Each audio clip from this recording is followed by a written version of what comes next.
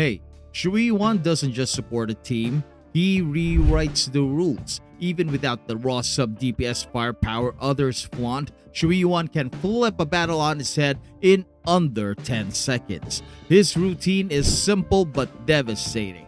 Jump in, build aura, unleash buffs, channel the echo brilliance, and disappear while your main DPS steals the show. Yet, in those few seconds, the entire flow of combat transforms. In this Halloween special, we're diving into how Qiuyuan reshapes the meta, redefines damage numbers, and fuels the collective existential crisis of those who did not pull for him. Yo! Welcome back to the channel! Kamusta po sa inyong lahat? The brilliance of Qiuyuan isn't in massive numbers or flashy ultimates. It's in how disgustingly efficient his rotation is. He doesn't overstay his welcome. He doesn't linger around like a wet fart that refuses to leave your underwear. He shows up, does his shenanigans for 5 to 8 seconds, and then it's your DPS's turn to bask in pure destruction. This is exactly why Phrolova and Shorekeeper feels like they were made for him. With Qiuyuan backing Phrolova up, she doesn't just perform, she dominates. He turns her into a legit carry who shreds through enemies while buffed to the heavens like you after getting a massive 24% discount on Loot Bar. Loot Bar offers cheaper than in-game top-ups, and if you use my link down in the description and pinned comments, you can get an extra 10% off your first Lunite subscription, Battle Pass, and Lunite refill purchase. Trusted by Gacha fans for their reliability and amazing customer service, they have an almost perfect Trustpilot score. With their DIY mobile top-up, you get the discounts without giving out your password. I know because I use them for my own top-ups. So yeah, hit the link down in the description and save big. What's even more unhinged is what happens when you combine Qiuyuan with Phrolova's liberation.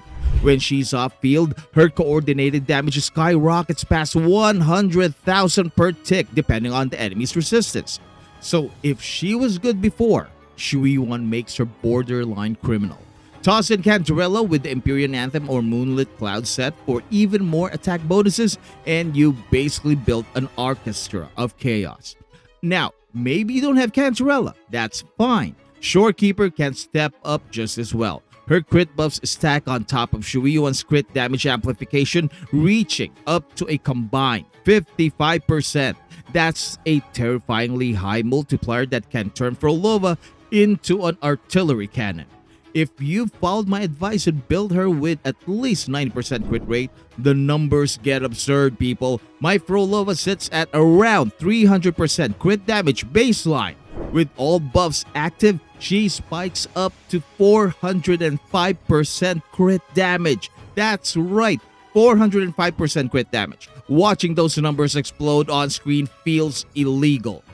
Of course, not everyone will have Cantarella or Shorekeeper, and that's okay. You've probably got Verena by now, right? She works decently as a secondary support. And if you want to experiment, you can also bring Nuke to enhance Qiuyuan's heavy attack potential.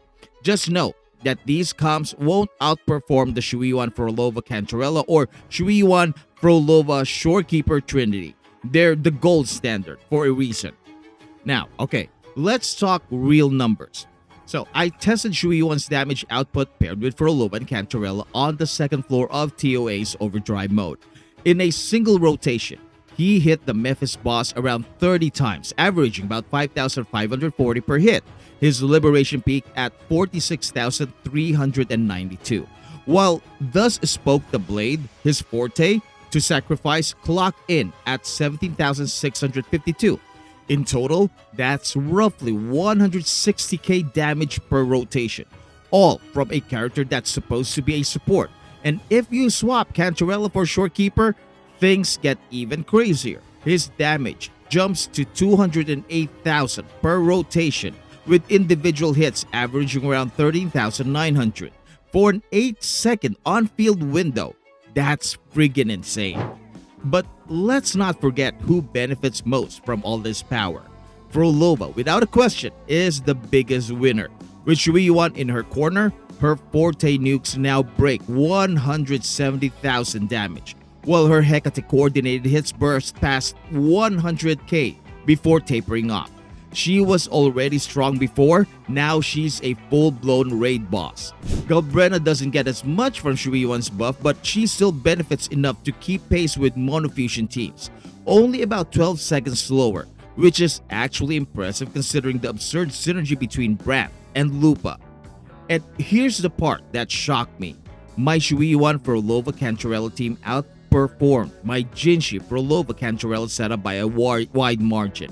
The Shuiwan team cleared the same floor in 2 minutes flat, beating Jinshi's time by 18 seconds. Against the Camellia Phrolova Cantarella comp, Shuiwan's team finished 36 seconds faster. Sure, Jinshi and Camellia can still output huge bursts, but Shuiwan unlocks something different. He allows Phrolova to stand on her own as a main DPS, and her damage per second skyrockets. Some players keep insisting that only 2 units benefit from Qiuyuan, but that couldn't be further from the truth. He's not some niche enabler locked to Phrolova or Cantarella.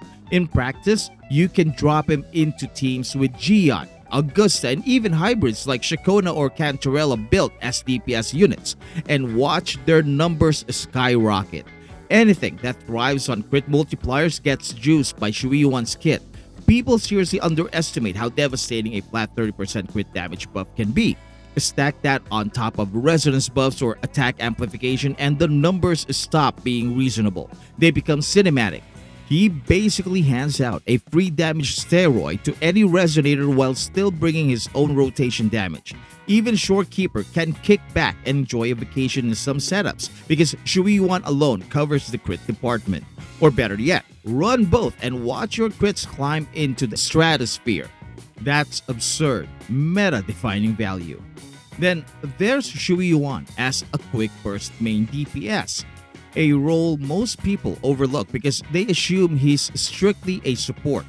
Even at sequence 0, Qiuyuan can step up as an 8-second burst carry when paired with Mortifi and Shorekeeper.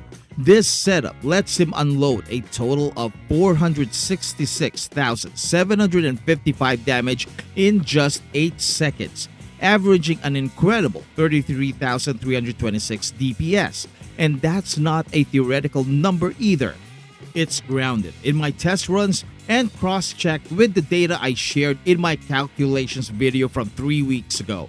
Watching him melt through enemy health bars that fast almost feels unfair.